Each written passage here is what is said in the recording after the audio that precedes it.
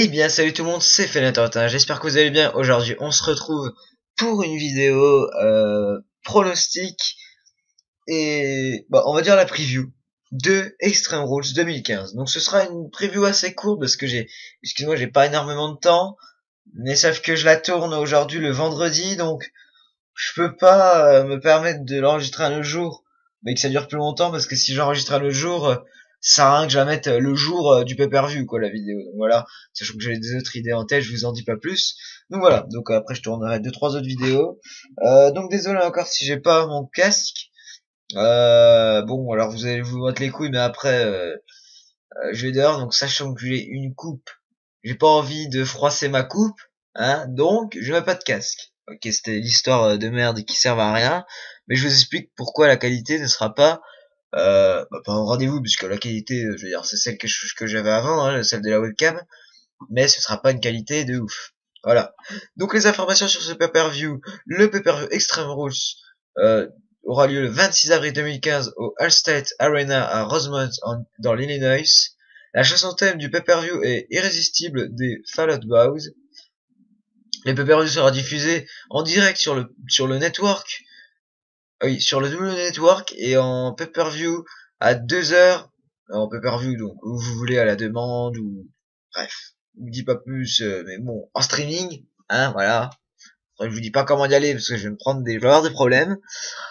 De toute façon, moi, perso, j'ai encore sur AB1 en direct.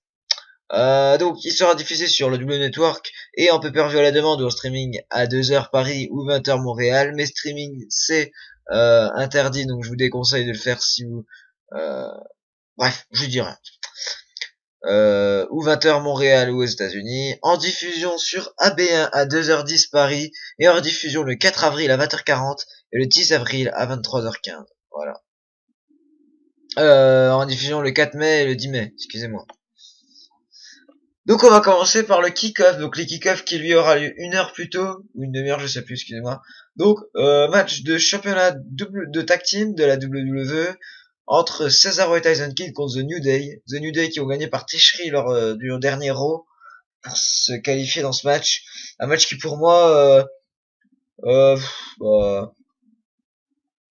pour moi match pas pourri, mais on a d'un côté on a Cesaro et Tyson Kidd qui ont du talent, on a de l'autre côté Big E et Kofi Kingston qui a du talent, sauf que Big E et Kofi Kingston pour moi et pour beaucoup ne sont pas bien mis.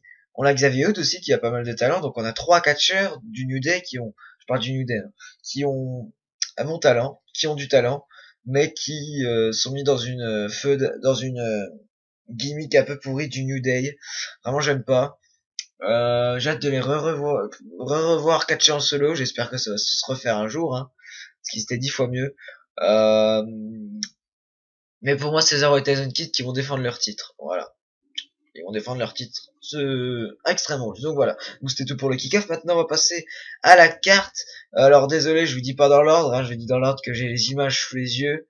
Voilà. Donc le match qui sera le main event, donc le match pour le championnat du monde poids lourd de la WWE, un match en cage, le RKO est banni du combat, Kane sera le gardien de la part de la cage, Seth Rollins, le champion actuel contre Randy Orton. Alors pour moi ce match,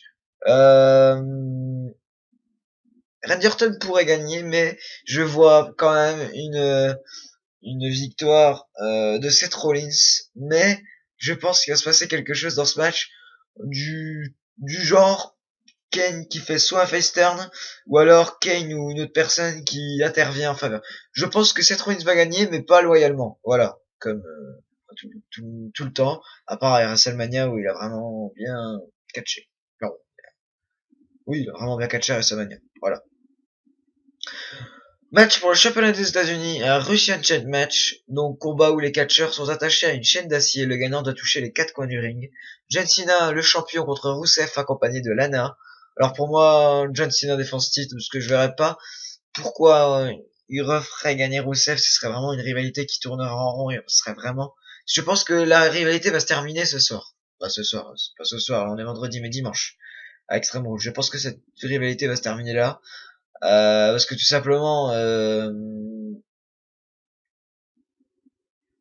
John Cena, bah, il a un nom, à ce qui paraît, il y aura soit un changement du design, ou alors un retour aux sources, donc le titre des États-Unis que John Cena avait en 2004. Si c'est un changement de design, c'est quand même en rapport avec John Cena, donc normalement c'est John Cena qui devrait être champion. Voilà. On sait pas quand, mais c'est possible que John Cena soit champion jusqu'à longtemps, pendant longtemps, je pense. Et je pense pas qu'ils vont le faire perdre ce soir, un mois après qu'il l'ait gagné. Voilà. Intercontinental Championship match, excusez-moi. Daniel Bryan, le champion qui devra défendre son titre contre Bad News Barrett, sera peut-être annulé. Donc Bryan devra passer un test médical. Donc on n'en sait pas plus s'il participera ou pas. Donc voilà, donc Daniel Bryan contre Bad News Barrett. Un match qui s'annonce pas mal. Mais pour moi, si ce match se déroule, victoire de Daniel Bryan. Voilà. Divas Championship match, single match. Donc Nikki Bella contre Naomi pour donc Nikki Bella, la championne qui va défendre son titre pour le championnat des divas. Alors moi, je pense encore que Nikki Bella va gagner encore une fois, pas loyalement, voilà, ou peut-être loyalement, on sait pas, mais il va se passer quelque chose.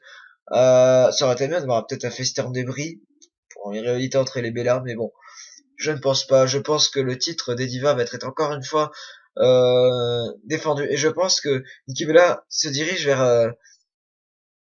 vers une défense de titre longue. Je pense qu'elle va défendre son titre pendant un an en tout. Là, ça fait 6 mois, je crois qu'elle l'a. Donc la moitié d'un an. Donc Edgy, Edgy Lee, je crois que c'était 8 mois ou quelque chose dans le genre qu'elle avait gardé. Donc peut-être Nikki Bella, pourquoi pas raccrocher au record de Edgy Lee. Voilà. Donc pour moi, Nikki Bella qui défend son titre. Un match entre Roman Reigns et Big Show, un last man standing match. Alors là, match qui va s'annoncer très lent avec deux catcheurs qui avaient du talent. Big Show au début de sa carrière avait du talent. Roman Reigns avait du talent. Il en a quand même toujours, hein, on va pas se cacher, mais il est mal utilisé par la WWE. Mais c'est vrai que maintenant, il commence à être vraiment, on le voit vraiment qu'il est pas très bon au micro. Au catch, il a pas énormément de prise, c'est un peu comme John Cena, hein, il a un arsenal un peu réduit. Donc voilà, donc pour moi un match qui va être pas ennuyant, mais qui va être déjà très lent. Un match il y aura un faux rythme dans ce match, voilà. La semaine standing match, pour moi, Roman Reigns va gagner. S'en suivra une intervention de Bray Wyatt. Bray Wyatt qui annonce qu'il veut catcher contre un adversaire mystère depuis WrestleMania, comme il avait fait face à Undertaker. Hein, il avait dit qu'il voulait. Au début, face à Undertaker, on savait pas. Hein, il voulait affronter un adversaire dont il ne divulguait pas le nom. Là, il fait pareil. Il veut affronter un adversaire, mais il ne divulgue pas le nom. Je pense que soit Big Show va gagner, sachant que c'est un last man standing où il n'y a pas de disqualification, soit Big Show gagne avec l'aide de Bray Wyatt, soit Roman Reigns gagne et après Bray Wyatt intervient. Donc voilà. Pour moi, je sais pas. Voilà. Là, soit Big Show gagne avec une intervention de Bray Wyatt, ou soit Roman Reigns gagne et Bray Wyatt interviendra après le match. Donc voilà. Un match où le gagnant devra embrasser les fesses de l'autre entre Sheamus et Dolph Ziggler. Dolph Ziggler qui est quand même un catcheur qui est l'un des catcheurs les plus talentueux actuellement à la WWE. C'est vrai qu'il a vraiment un catch très très bon. Sheamus lui qui était très talentueux au début, là il catche toujours bien, mais il commence un peu à affaiblir dans son catch, et je verrais bien une victoire de Dolph Ziggler pour ce match. Dolph Ziggler et donc Sheamus qui va embrasser le cul de Dolph Ziggler. Voilà, d'après moi. Dernier match. C'est pas le main event, mais c'est le dernier match dans les matchs. Chicago Street Fight match, donc déjà très bonne, comment dire, très bonne stipulation. Donc ce n'est pas la meilleure des stipulations, je pense, ce soir, hein, mais très bonne stipulation. Bon, après c'est vrai que c'est une stipulation basique d'un Extreme Rules, on va dire. Ouais, on peut même raccrocher ça à un Extreme Rules match, le Chicago Street Fight match. Bref, Dean Ambrose contre Luke Harper, victoire de Dean Ambrose pour moi. Voilà, j'ai rien d'autre à dire. Cette rivalité qui est pas mal. Luke Harper Luke Harper qui est un très bon, qui est un bon catcheur. Il avait vraiment du talent avant.